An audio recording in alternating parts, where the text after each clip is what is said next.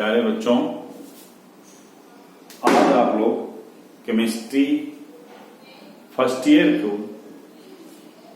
First class attend कर रहे हैं। मैं रमेश पांडे आप लोगों को केमिस्ट्री पढ़ाऊंगा और आप लोगों को विशेष रूप से ये ध्यान रखना है कि जब भी क्लास स्टार्ट होती है आप YouTube पे देखते हैं इसको, एक कॉपी कलम लेके जरूर बैठिए और मेन पॉइंट्स को नोट करते जाइए और इसको समझिए। इसको आप अपनी लाइव क्लास की तरह मानिए, क्योंकि आपको पूरी कोशिश की जाएगी कि आप अच्छे से समझ सकें। तो आप सभी बच्चों को आपके इंटरमीडिएट कोर्स के लिए बहुत सारी शुभकामनाएं और उम्मीद है कि आप सब अच्छे से पढ़ाई करेंगे और अच्छे मार्क्स से पास होंगे। बच्चों, हम लोग पहला लेसन रसायन विज्ञान की मूल अवधारणाएं यानी बेसिक कंसेप्ट ऑफ केमिस्ट्री पढ़ेंगे पहले लेसन में। यहां पर सबसे पहले हम लोग मोल संकल्पना देखेंगे, मोल कंसेप्ट जिसे कहते हैं। जैसा कि यहां पे देखिए लिखा हुआ है, मोल है क्या? मोल संख्या मापने की एक इकाई है। संख्या मापी कैसे जाती है? किसी भी पदार्थ की, किसी भी वस्तु की, किसी भी यूनिट की कितनी इकाइयां हैं। जैसे मेरे हाथ में मार्कर है, तो कितने मार्कर हैं? एक। अगर 10 होंगे तो हम बहुत सारे हो सकते हैं। तो संख्या को भी कभी कभी कुछ इकाइयों में नापा जाता है, जिसका सबसे अच्छा उदाहरण है दर्जन, डजन। एक दर्जन केला जब आप सुनते हैं तो आपके दिमाग में क्या आता है कि 12 पीस केले की होंगी। न तो उसका द्रव्यमान से कोई मतलब है, न उसका कोई आयतन से मतलब है, उसका मतलब केवल संख्या से है, यानी दर्जन संख्या मापने की एक इकाई है।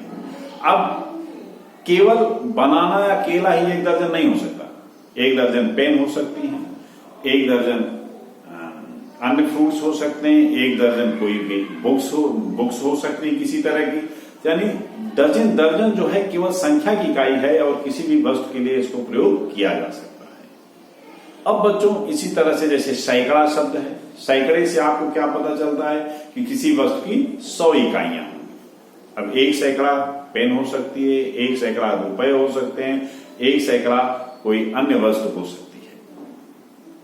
लेकिन जब हम संख्या को परमाणुओं के स्तर पर नापते हैं तो बच्चों, प्रायोगिक दृष्टिकोण से 1-2 परमाणु या अणु को प्रयोग में लाना संभव नहीं है। इसलिए इनकी एक बहुत बड़ी इकाई ली जाती है, जिसका मान 10 के 23 घातांक पर है।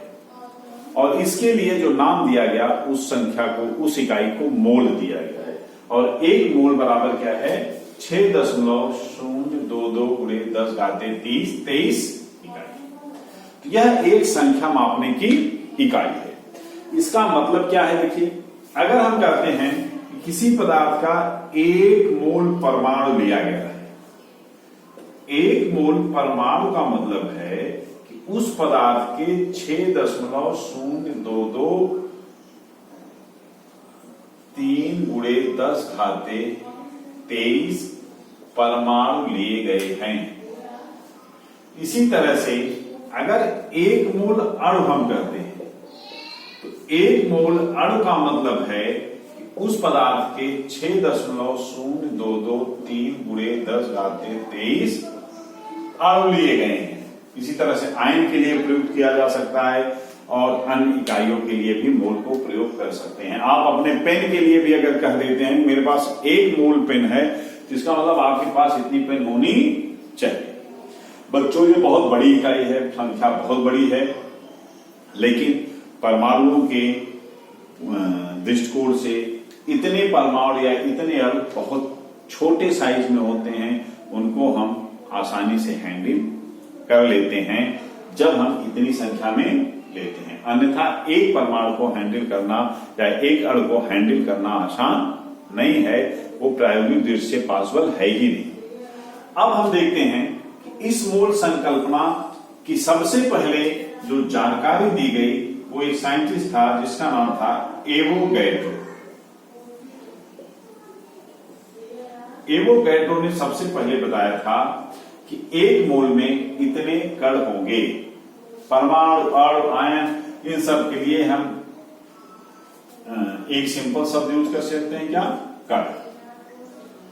बच्चों, एवोगैड्रो ने बताया कि किसी भी पदार्थ के एक मोल में जो कणों की संख्या होती है वो कितनी होती है? 6.022 × 10⁻23 कण होती है। इसीलिए इस संख्या को एवोगैड्रो संख्या भी कहते हैं, संख्या भी कहते हैं, और इसको सिंपली Na से प्रकट करते हैं। इसका मतलब एक मोल कहें, Na कहें, एवोगैड्रो संख्या कहें, सबका मान 6.022 × 10⁻23 ही होता है। अब हम देखेंगे कि इस मूल संकल्पना से हम कैसे स्टडी करेंगे आगे मोलर द्रव्यमान की और आणविक द्रव्यमान की। हम लोग सबसे पहले देखते हैं परमाणविक और आणविक द्रव्यमान क्या होते हैं। हमें उम्मीद है कि आप मोल का मतलब समझ गए होंगे। मोल का मतलब होता है किसी भी पदार्थ के एक मोल परमाणु, यानी 6.022 × 10⁻23 परमाणु। अब बच्चों हम लोग स्टार्ट करते हैं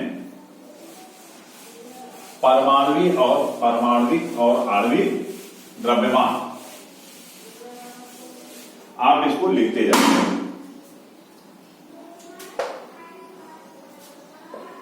परमाणविक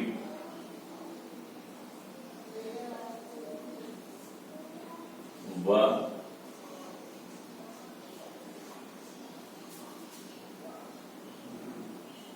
आणविक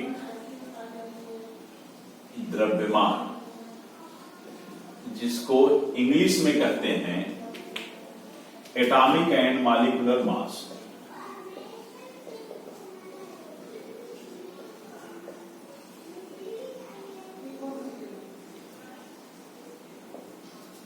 बच्चों,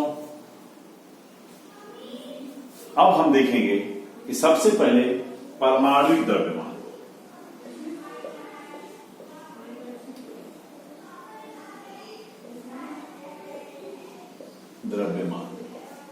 या इसी को हम क्या कहते हैं?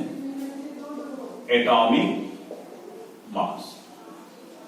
अगर हम एटॉमिक मास या परमाणु द्रव्यमान को देखें तो किसी भी एक परमाणु का द्रव्यमान या एटॉमिक मास, उसका मास ज्ञात करना प्रायोगिक रूप से तभी संभव है जब हम उसके लिए कोई इकाई निर्धारित कर लें। निरपेक्ष रूप से इनका मान ज्ञात करना संभव नहीं है। तो हम ये कह सकते हैं कि किसी भी परमाणु का निरपेक्ष या आदर्श मान निर्धारित करना संभव नहीं है। इसका निरपेक्ष मान ज्ञात करना संभव नहीं है।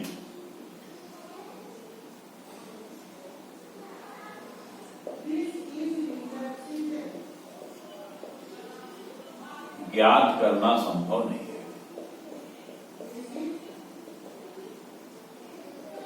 इसलिए हम इसको सापेक्ष मान ज्ञात करते हैं।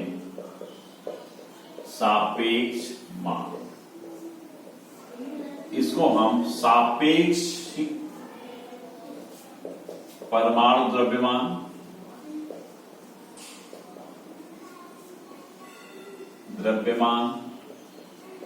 कहते हैं, जिसको अंग्रेजी में रिलेटिव एटॉमिक मास भी कहते हैं। शॉर्ट में इसको हम रैम लिखते हैं, RAM, रिलेटिव एटॉमिक मास। है ये क्या चीज?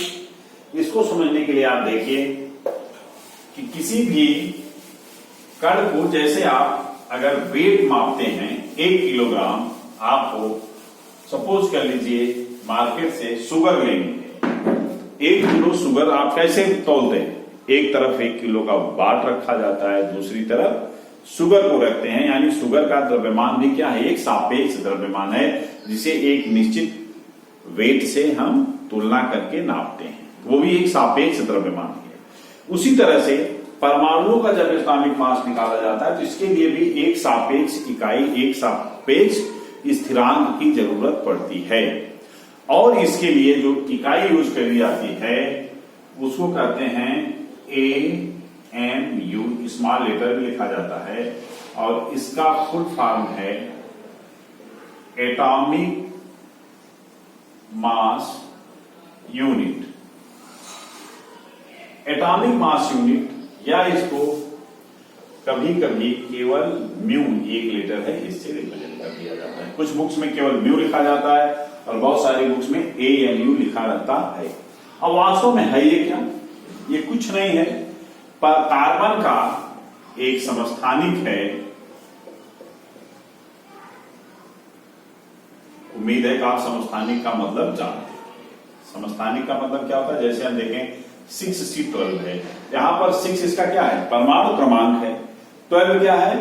द्रव्यमान संख्या है। तो बहुत सारे तत्व ऐसे होते हैं जिनके परमाणु क्रमांक सेम होते हैं लेकिन उनकी द्रव्यमान संख्याएं भिन्न हो सकती है। जैसे कार्बन के लिए 12 भी हो सकता है, 13 भी हो सकता है और 14 भी। तो ये अलग अलग समस्थानिक होते हैं। उनमें से हम 6C12 समस्थानिक को अगर ले लें, इसके एक परमाणु का द्रव्यमान,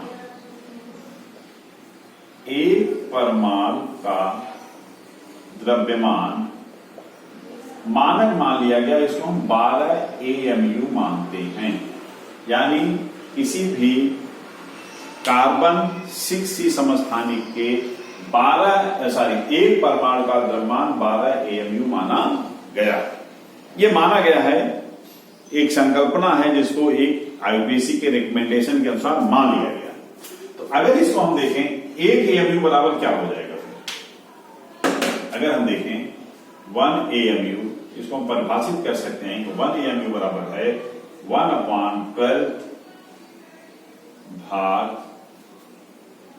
6C12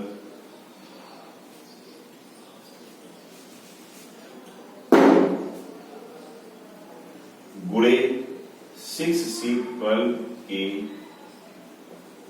एक परमाणु का द्रव्यमान।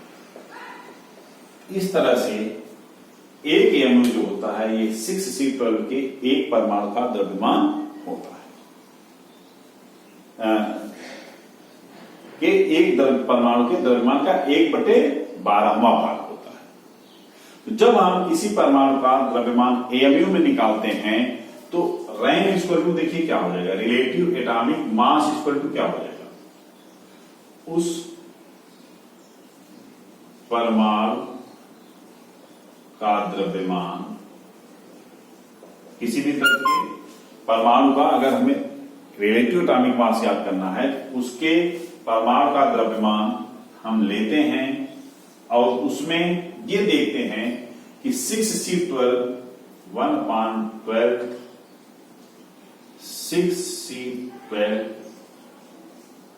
का द्रव्यमान, यानी 6C12 के एक परमाणु का जो द्रव्यमान है उसके 1/12वें भाग से हम भाग देते हैं और देखते हैं कितनी बार इसमें सम्मिलित है। तो जो मान आता है उसी को हम रैम या रिलेटिव एटॉमिक मास कहते हैं। अब एक चीज आप देखिए, यह मान लगभग द्रव्यमान संख्या के आसपास ही रहता है। ये अच्छी चीज है और इसी आधार पे इसको 12 माना भी गया है। तो बच्चों अगर इस तरह से हम देखें किसी भी तत्व का रैंक, हम उस परमाणु के द्रव्यमान को किसी भी तत्व का जो दिए गए तत्व के परमाणु का द्रव्यमान ज्ञात कर लेंगे, उसमें 6C12 के द्रव्यमान के 1/12वें भाग से भाग कर देंगे, डिवाइड कर देंगे, जो मान आएगा वही उसका रैंक या रिलेटिव एटॉमिक मास होता है। और इस आधार पर देखा गया कि जो हाइड्रोजन है इसके एक परमाणु का द्रव्यमान 1.008 AMU होता है। ऑक्सीजन के एक परमाणु का द्रव्यमान 16 AMU है। कार्बन का आप देख ही चुके हैं 12 AMU होता है। इसी तरह से हम अगर देखें क्लोरीन का 35.5 AMU होता है, सोडियम का 23 AMU होता है। तो हर तत्व, जितने भी तत्व ज्ञात हैं, सबका परमाणु द्रव्यमान AMU में ज्ञात किया गया है और यह एक परमाणु का द्रव्यमान होता है। बच्चों अब हम देखेंगे जब हम एटॉमिक मास यूनिट ज्ञात कर लेते हैं, रिलेटिव एटॉमिक मास यूनिट ज्ञात कर लेते हैं, अभी हमने बताया था कि एक परमाणु को हैंडल करना संभव नहीं है, एक परमाणु का द्रव्यमान हमारे लिए उतना उपयोगी नहीं हो पाएगा। तो इसको हमें हैंडलिंग के लिए सबसे आसान तरीका है कि हर पदार्थ के हम एक मोल को देखें और उसका द्रव्यमान निकालें, और जब हम एक मोल का द्रव्यमान लेते हैं तो उसको मोलर द्रव्यमान या मोलर मास कहा जाता है। तो आपने अब तक रिलेटिव एटॉमिक मास देखा था, अब आप देखिए मोलर मास क्या होता है या मोलर द्रव्यमान क्या होता है। मोलर परमाणविक द्रव्यमान, जिसको अंग्रेजी में कहते हैं मोलर एटॉमिक मास। बच्चों, मोलर एटॉमिक मास होता है, जैसा कि नाम से क्लियर है, कि किसी भी तत्व के एक मोल परमाणुओं का द्रव्यमान होता है, और ये बराबर क्या हो जाएगा 6.022 इंटू 10⁻23 परमाणु का द्रव्यमान, परमाणुओं का द्रव्यमान। अब आप देखिए, यदि हमें एक परमाणु का द्रव्यमान मालूम हो, मान लीजिए कि किसी भी तत्व के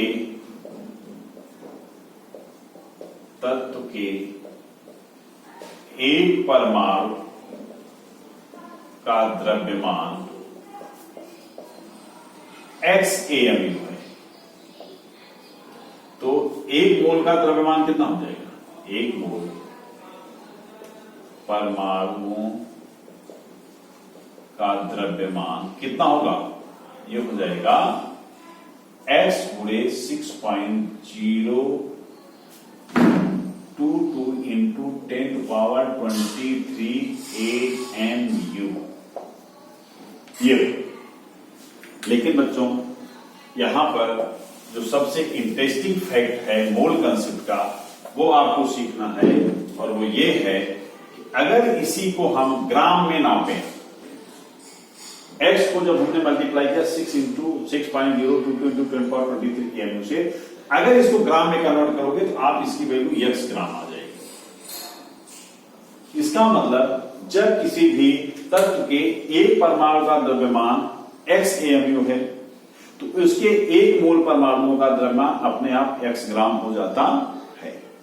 यानी यहां पर यह संख्या एक कन्वर्जन फैक्टर है, एक बदलने के लिए, रूपांतरित करने के लिए AMU को जब हम ग्राम में रूपांतरित करते हैं, इतनी संख्या से हमें AMU में गुणा करना पड़ता है।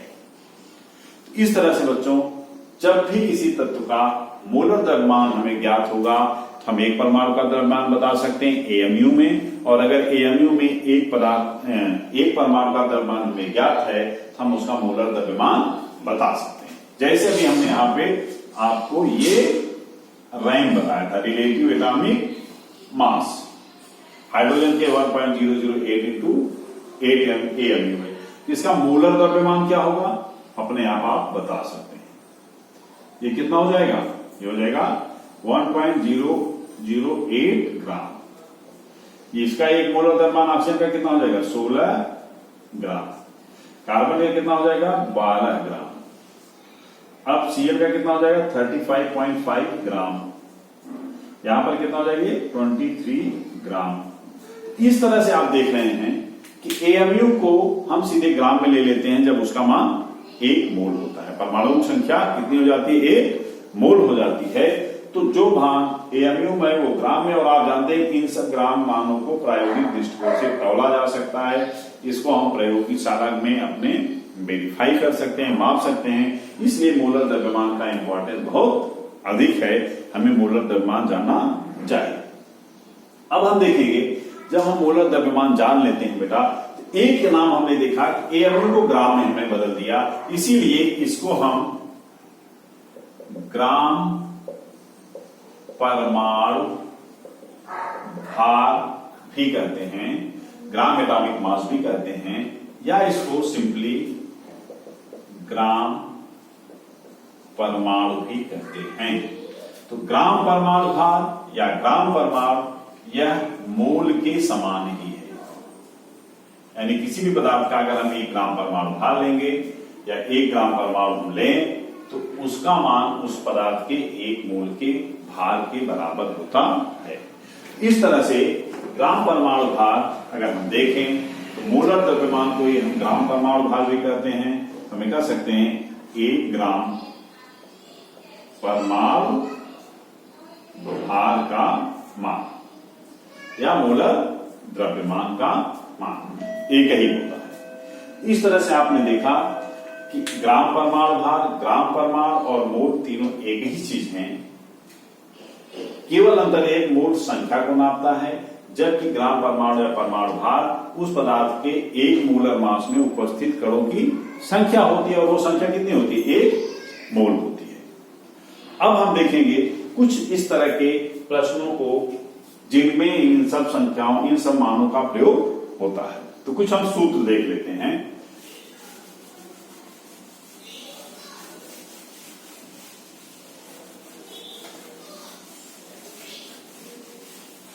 देखो बच्चों, अगर मान लो माना किसी पदार्थ के W ग्राम, पदार्थ क्या तत्व आप लिखिए, किसी तत्व के W ग्राम लिए गए और उसका मोलर द्रव्यमान कैपिटल M है, तो ग्राम परमाणु भारों की संख्या या ग्राम परमाणुओं की संख्या, या इसी को हम क्या कह सकते हैं? मोलों की संख्या, जैसा कि अभी हमने आपको बताया है। संख्या ये बराबर क्या है? इसको स्मॉल n से रिप्रेजेंट करें तो आप देखिए स्मॉल n क्या हो जाएगा? W/m, लेकिन W किस में होना चाहिए? ग्राम में। किलोग्राम में होगा तो नहीं सही होगा। W को ग्राम में निकाल लेते हैं, W ग्राम/m, तो वहां पर मोलों की संख्या हमें प्राप्त हो जाएगी, ग्राम परमाणुओं की संख्या प्राप्त हो जाएगी। अब यदि इस मात्रा में कुल परमाणुओं की संख्या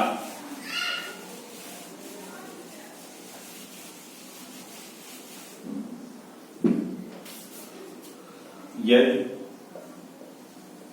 कुल परमाणुओं की संख्या n गुणे, चूंकि n कितने हैं?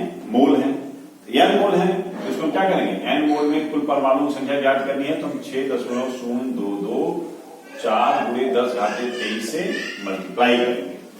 लेकिन यह संख्या जो होती है क्या Na से रिप्रेजेंट की जाती है, जिसको हम सिंपली लिख सकते हैं n इंटू Na, यानी किसी भी नमूने में कुल परमाणुओं की संख्या n इंटू Na के बराबर होती है। इस तरह से आप लोगों ने आज देखा किस तरह से हम ग्राम परमाणुओं की संख्या या मोलों की संख्या ज्ञात करते हैं। समीकरण नंबर 1 इसको डाल दीजिए और इसको समीकरण नंबर 2 डालिए। इस पर कल हमने कुछ न्यूमेरिकल्स आपको भेजे थे, आज इसकी वीडियो भेज रहे हैं, इसको समझिए। कल इसके आगे हम आपको बताना शुरू करेंगे। धन्यवाद।